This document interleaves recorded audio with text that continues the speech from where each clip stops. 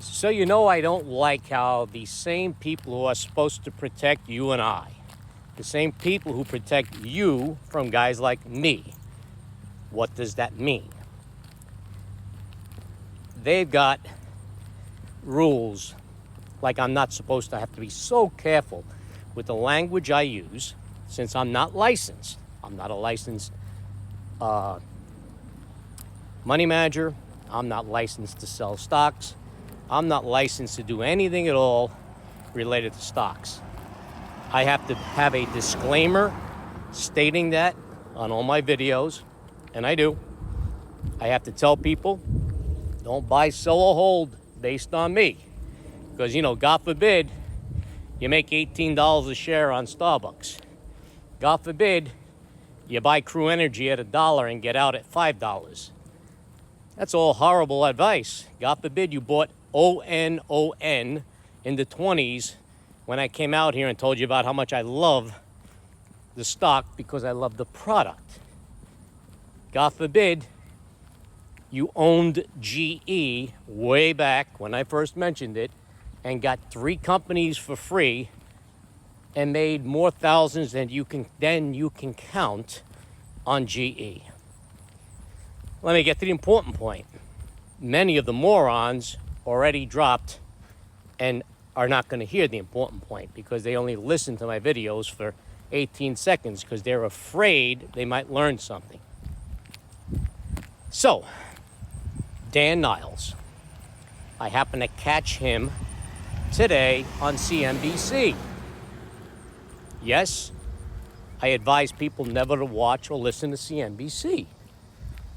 But me being the stock father, there are times when I need to pay attention to CNBC to see what scams or misinformation or bad information is put out there. To me, it sounded like Dan Niles does not like the Magnificent Seven, other than only Meta, and if I understood right, God, what the hell are they called? I remember. Amazon. I'm pretty sure he likes Amazon, and I know for a fact he likes Meta. I like both, but I like all of the Magnificent Seven. So, it sounds like, even though he holds some NVIDIA, again, I could be wrong on his take on NVIDIA, but it sounds like he's negative on NVIDIA. So, you already know my take on NVIDIA. Love the stock. Hope it does not go down. But I do believe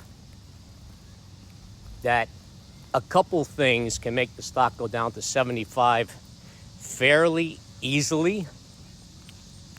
I so much believe it that, as you already know, I put buy orders in all the way down to $40 a share in $5 increments starting at 75. I do actually believe NVIDIA can go down, but I also believe it can go straight up from here. Today was a good day, up about $7 a share, but the lows I don't think you have seen. Recent lows, that is. You're not going to probably, I don't know, this 52-week low was 39. Could you see 39? Well, sure. I put a buy order at 40. So I think you can see 39 in NVIDIA. But we know Dan Niles' brand. And we know CNBC loves to bring in Dan when CNBC wants the market, or at least a handful of stocks that he dislikes, go down. I don't know what kind of a deal he's got with CNBC, but boy, do they love bringing him in when there is weird shit going on in the market.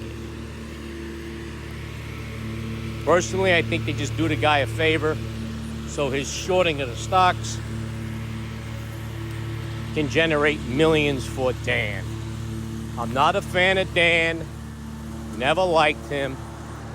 There's not a bone in his body I like. I don't like people who have an outlet like that, who short stocks and then talk bad about stocks. I'm not talking bad about NVIDIA. And I would never short NVIDIA. In fact, I would never short any stock. In fact, the stock father has never, not once, shorted a stock. It's not in my DNA. What's your opinion? I mean, I already know your opinion. Everybody's going to tell me I'm an idiot. NVIDIA will never go down. Everybody's wrong because 1, I'm not an idiot. 2, I don't want NVIDIA to go down. And 3, unless you're not very bright, everybody does know any stock, even a stock I love, can go down and go down drastically at any time. What say you?